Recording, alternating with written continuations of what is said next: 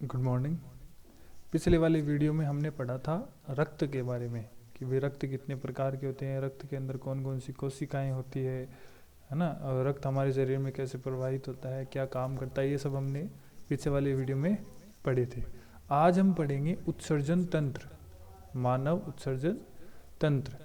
ठीक है, इसको पढ़ने से पहले हम थोड़ी सी चर्चा करते हैं कि हमारे जैसे घर है, हमारे घर में वेस्ट प्रोड्यूस होता है, किचन से जो वेस्ट प्रोड्यूस होता है तो वो अपन कहाँ डालते हैं? डस्टबिन में डालते हैं। ठीक है, तो हमने उस डस्टबिन से हम जैसे कचरा इकट्ठा हो जाता है उसको बाहर डाल देते हैं। ठीक है, अगर हम उस कचरे को बाहर नहीं डालें तो रोज़ क्या होगा, हमारे घर से जो वेस्ट प्रोड्यूस होता है वो वहाँ पर हम डालते जाएंगे और पूरे घर में क्या हो जाएगा, कचरा ही कचरा हो जाएगा, जिससे क्या हो जाएगा, छोटे कीटाणु विषाणु ये सब आएंगे और हमारे बहुत सारी बीमारियाँ होने लग जाएगी। ठीक है, तो हम क्या करते हैं, इन सब से बचने के लिए time to time waste produce जो होता है घर में उसको बाहर फेंका जाता है। सेम वैसे ही क्या होता है कि हमारे शरीर की जो कोशिकाएं होती है, बहुत सारी जो कोशिकाएं होती है, उन कोशिकाओं में उपापचयी क्रियाएं होती है, रासायनिक अभिक्रियाएं होती है। उन रासायनिक अभिक्रियाओं को उपापचयी क्रियाएं भी बोलते हैं। तो उन उपापचयी क्रियाओं के रिएक्शन से क्या बनता है, कुछ अपना अपशिष्ट बनता है ना, जो वेस्ट प्रोड्यूस होता है। तो वो वेस्ट प्रोड्यूस हम क्या करते हैं, हमारी बॉडी में कुछ समय के लिए हम स्टोर कर सकते हैं, लेकिन उसको बाहर निकालना आवश्यक है। ठीक है, तो हमारे शरीर में उसको बाहर निकालने के लिए क्या प्रक्रिया है, क्या नहीं है, वो हम देखेंगे उत्सर्जन तंत्र में। ठीक है, तो मानव उत्सर्जन तंत्र, तो मानव उत्सर्जन तंत्र क्या होता है, ये भी प्राणी में उपापचयी क्रियाओं के द्वारा अपशिष्ट पदार्थ बनते हैं। मैंने बताया था कि हमारे शरीर में जो कोशिकाएं होती है उनके उपापचयी क्रियाओं के द्वारा अपशिष्ट पदार्थ बनते हैं, है ना। कौन कौन से बनते हैं, जैसे अमोनिया हो गया, यूरिया हो गया, यूरिक अम्ल, कार्बन डाइऑक्साइड आदि संचय करता है। ये सब वेस्ट हमारे शरीर में प्रोड्यूस होता है और इनको संचय किया जाता है कुछ समय के लिए। ठीक है, इन अपशिष्ट पदार्थों का शरीर से निष्कासन आवश्यक है। शरीर से इन अपशिष्ट पदार्थों को बाहर निकालने की क्रिया को उत्सर्जन कहते हैं। जो हमारे शरीर के अंदर जो कोशिकाएं हैं वो उपापचयी क्रियाओं के द्वारा वेस्ट प्रोड्यूस करेगी। उन वेस्ट जो प्रोड्यूस करेगी उनको कुछ समय के लिए स्टोर भी कर सकते हैं अपन शरीर में। अब उनको बाहर निकालने की जो प्रक्रिया होती है उसको अपन बोलते हैं उत्सर्जन। ठीक, फिर अपन बात करते हैं कि नाइट्रोजन अपशिष्ट, नाइट्रोजनी अपशिष्ट के आधार पर प्राणियों का वर्गीकरण। भाई कौन सा प्राणी अमोनिया के रूप में वेस्ट प्रोड्यूस करता है, कौन सा प्राणी यूरिया प्रोड्यूस करता है, कौन सा प्राणी यूरिक अम्ल बनाता है। ठीक है ना, तो वो अपन देखेंगे। सबसे पहले अपन बात करते हैं कि अमोनिया उत्सर्जी प्राणी, भाई कौन से ऐसे प्राणी हैं जो उसके शरीर की जो कोशिकाएं हैं वो उपापचयी क्रियाओं के दौरान अमोनिया का उत्सर्जन करती है ना। ठीक है, तो कौन कौन से करते हैं, देखो अमोनिया उत्सर्जी प्राणी कौन से होते हैं, जैसे मछलियाँ, उभयचर व जलीय प्राणी, है ना। जो जल में रहने वाला प्राणी है वो उत्सर्जी पदार्थों के रूप में अमोनिया का उत्सर्जन करते हैं। इन प्राणियों को अमोनिया उत्सर्जी प्राणी कहते हैं। ठीक है, दूसरा अपन बात करते हैं यूरिया उत्सर्जी प्राणी, जो यूरिया का उत्सर्जन करते हैं, जैसे स्तनधारी है, स्तनधारी है ना, और कुछ मछलियाँ यूरिया का उत्सर्जन करते हैं। स्तनधारी मतलब जैसे हम जीव जंतु, ये सब क्या है, स्तनधारी में आते हैं। ठीक है, प्राणी अमोनिया को स्तनधारी कुछ मछलियाँ क्या करती है, यूरिया का उत्सर्जन करती है। ये प्राणी अमोनिया को यकृत के माध्यम से, अब हमारे शरीर में क्या बनता है, जो आपकी कोशिकाएं हैं वो उपापचयी क्रियाओं के दौरान अमोनिया बनाएगी। अमोनिया क्या होता है, बहुत ही जहरीला होता है। ठीक है, तो इस अमोनिया को हमारा शरीर स्टोर नहीं कर सकता, थोड़ी देर के लिए भी स्टोर नहीं कर सकता। तो ये क्या करेगा, अमोनिया रक्त के द्वारा यकृत में जाएगा और यकृत क्या करेगा, इसको कम जहरीला बनाएगा। कम जहरीला मतलब यूरिया में कन्वर्ट करेगा इसको। अमोनिया अधिक जहरीला होता है और जो आपका यकृत यूरिया होता है वो कम जहरीला होता है। ठीक है, तो अमोनिया को यूरिया में कन्वर्ट करेगी, उसके बाद में ये अपने उत्सर्जन तंत्र में इसको भेजेगी। ठीक है, जिसे विशेष तंत्र के द्वारा शरीर से बाहर त्याग दिया जाता है। ठीक है, फिर अपन बात करते हैं यूरिक अम्ल उत्सर्जी प्राणी। भाई जो यूरिक अम्ल का उत्सर्जन करते हैं उसको बोलते हैं यूरिक अम्ल उत्सर्जी प्राणी। तो वो कौन से होते हैं, जैसे पक्षी हो गए, सरीसृप, सांप हो गए, कीट हो गए, प्राणी आदि अमोनिया का यूरिया अम्ल में परिवर्तित करते हैं। अमोनिया को किस में परिवर्तित करते हैं? यूरिक अम्ल में परिवर्तित करते हैं। और ये यूरिया अम्ल को अत्यंत कम जल के साथ, ये यूरिया को क्या करता है? अत्यंत कम जल के साथ गोलिकाओं या पेस्ट के रूप में त्यागता है। जैसे पक्षियों को देखते हो, गोलिकाओं के रूप में वेस्ट बाहर निकालते हैं या फिर पेस्ट के रूप में बाहर निकालते हैं, ठीक है ना। इन प्राणियों को यूरिकोटेलिक प्राणी कहा जाता है, ठीक है।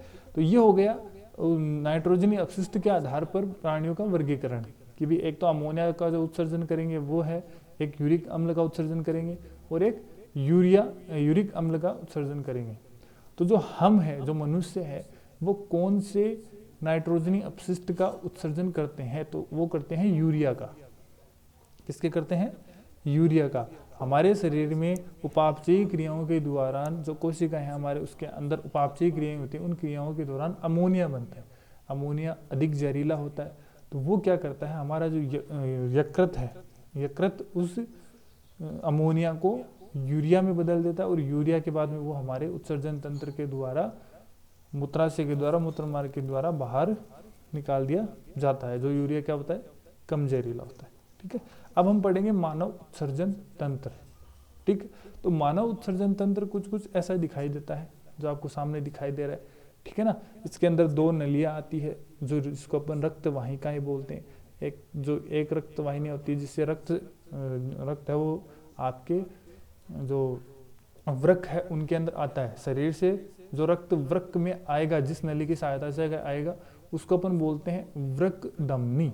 इसके अंदर क्या आएगा? यूरिया आएगा साथ में, ठीक है ना, वृक्क धमनी, ठीक है। और उसके बाद में क्या आएगा? जिससे अपना शरीर से ये फिल्टर होके रक्त अपने शरीर में वापस जाएगा, उसको बोलते हैं वृक्क सीरा, ठीक है।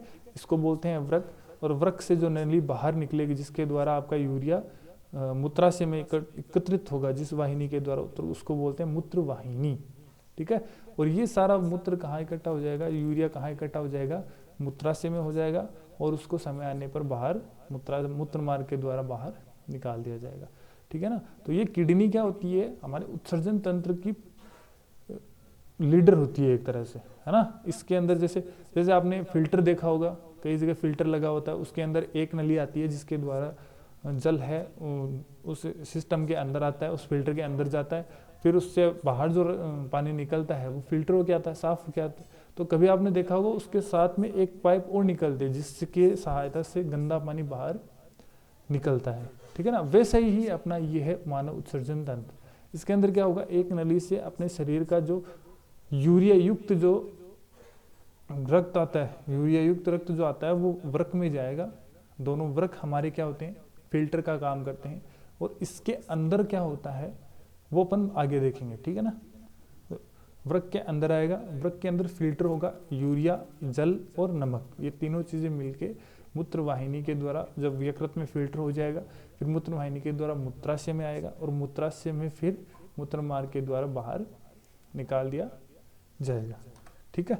ये था हमारा उत्सर्जन तंत्र। अब हम देखते हैं कि उत्सर्जन तंत्र में क्या क्या होता है, उसके बारे में देखते हैं। तो मानव उत्सर्जन तंत्र में दो वृक्क होते हैं, दो मूत्रवाहिनियां होती है, एक मूत्राशय और एक मूत्र मार्ग के द्वारा बना होता है। मानव में वृक्क प्राथमिक उत्सर्जन अंग है। मैंने बोला था ना कि वृक्क जो हमारा उत्सर्जन तंत्र का जो वृक्क अंग है वो लीडर होता है उत्सर्जन तंत्र का, ठीक है। उत्सर्जन हमारी कोशिकाओं से निकले उपापचयी अपशिष्ट को, उत्सर्जन हमारे कोशिकाओं से निकले उपापचयी अपशिष्ट को शरीर से बाहर निकालता है। कौन? उत्सर्जन तंत्र, ठीक है ना। प्रोटीन व अमीनो अम्ल के उपापचय से, प्रोटीन और अमीनो अम्ल, अब हमारे शरीर की जो कोशिकाएं होती है उनके अंदर सबसे ज्यादा किसका उपापचय होता है ना? किसका होता है? प्रोटीन और अमीनो अम्ल का होता है। तो उससे क्या बनता है? अमोनिया अपशिष्ट निकलता है। तो उस अमोनिया अपशिष्ट क्या होता है? बहुत जहरीला होता है, जिसे स्टोर नहीं किया जा सकता। यकृत क्या करता है? अमोनिया को यूरिया में परिवर्तित कर देता है, ठीक है। ये हो गया आपका मानव उत्सर्जन तंत्र। अब इस मानव उत्सर्जन तंत्र में हम पढ़ेंगे कि वृक्क क्या होता है, ठीक है। वृक्क देखो, वृक्क जो आपका है वो 10 सेंटीमीटर लंबा व 6 सेंटीमीटर चौड़ा होता है, ठीक है। वृक्क जो आपका है वो 10 सेंटीमीटर लंबा और 6 सेंटीमीटर चौड़ा होता है। यह एक जोड़ी वृक्क होते हैं यानी दो होते हैं, एक जोड़े के रूप में होते हैं, ठीक है ना, और सेम के दाने के जैसे होते हैं, जो सेम का दाना होता है, फली होती है, उसके दाने के समान होता है। वृक्क रक्त में यूरिया, नमक व जल को फिल्टर करता है। आपका जो वृक्क होता है उसके अंदर रक्त में से क्या फिल्टर होगा, यूरिया होगा, नमक होगा और जल होगा कुछ मात्रा में, ठीक है ना, कुछ मात्रा में जल, तीनों मिलके क्या बनाएंगे, यूरिन बनाएंगे, है ना, मूत्र बनाएंगे, जिसे क्या कहते हैं, यूरिन कहते हैं। वृक्क के अंदर 3 भाग होते हैं, जो आपका वृक्क है उसके अंदर 3 भाग होते हैं, एक तो वल्कुट होता है, मध्यांश होता है और पेल्विस होता है, और एक और होता है जिसको हाइलम बोलते हैं ना, हाइलम, वल्कुट, मध्यांश व पेल्विस। ये होती है आपके वृक्क के अंदर की संरचना, ठीक है। देखो इसके अंदर जो बाहर वाला पार्ट है, ये वाला पार्ट, ये वाला बाहर का जो हिस्सा है, इसको आप बोलते हो वल्कुट, ठीक है। इसके अंदर का जो ये पार्ट है, जो गोले से ये बने हुए हैं, है ना, जो पिरामिड से बने हुए हैं, इनको बोलते हैं, ये हिस्सा होता है मध्यांश, ठीक है। और इसके अंदर जो ये भूरे कलर का जो दिखाई दे रहा है, इसको बोलते हैं पेल्विस, ठीक है। और यहाँ से ये, जहाँ से ये रक्त वाहिनियाँ इंटर कर रही है वृक्क के अंदर, और जो मूत्र नली बाहर निकल रही है, इस मार्ग को जो होता है, ये होता है जहाँ से ये इंटर करती है, उस जगह को बोलते हैं हाइलम। हाइलम एक तरह से वृक्क का दरवाजा होता है, जिसके अंदर क्या होती है, रक्त प्रवेश करता है, या रक्त वाहिनियाँ प्रवेश करती है, मूत्र नली प्रवेश करती है, ठीक है। तो बाहर से अपन इसकी बात करते हैं तो सबसे पहले आएगा वल्कुट, उसके बाद में मध्यांश, और उसके बाद में अंदर का भाग क्या आएगा, पेल्विस, और जो इसके दरवाजा है उसको बोलते हैं हाइलम, ठीक है। अब बात करते हैं अपन आगे। तो हमारे शरीर में क्या होगा, शरीर से जो आपका यकृत है, वहां से अमोनिया को किस में बदल दिया जाता है, यूरिया में बदल दिया जाता है। तो जो रक्त यूरिया युक्त जो रक्त होता है, वो रक्त वृक्क धमनी की सहायता से वृक्क में प्रवेश करता है, और वहां से जल, नमक और यूरिया फिल्टर होता है, और बाहर किससे निकलता है, वृक्क शिरा से बाहर निकलता है और अपने शरीर को पहुंचा दिया जाता है। ये प्रक्रिया हमारे शरीर का जो रक्त है, वो पूरा जो रक्त है, वो एक दिन के अंदर लगभग 60 बार इसके अंदर फिल्टर होता है, यानी 60 टाइम्स इस वृक्क के अंदर से फिल्टर होता है हमारा शरीर का पूरा रक्त, ठीक है ना, एक दिन में। अब बात, ठीक है, तो ये हो गया हमारे वृक्क। अब आप सोच रहे होंगे कि वृक्क के अंदर ऐसा क्या है जिससे रक्त फिल्टर हो रहा है, ठीक है ना। तो वृक्क के अंदर कुछ छोटी इकाइयां होती है, जिसकी सहायता से, बहुत सारी छोटी इकाइयां होती है जिसकी सहायता से रक्त फिल्टर होता है, जिससे अपन बोलते हैं नेफ्रॉन। एक वृक्क जो आपका है, उसके अंदर नेफ्रॉन की संख्या लगभग 30 मिलियन होती है, ठीक है। तो अब सोच रहे होंगे कि भाई इसके अंदर, है ना, तो ये होती है। तो नेफ्रॉन अपन अगले वीडियो में पढ़ेंगे, ठीक है। अभी आप इसको पढ़ो, नहीं समझ में आए तो पूछ लो, ठीक है। Okay, thank you.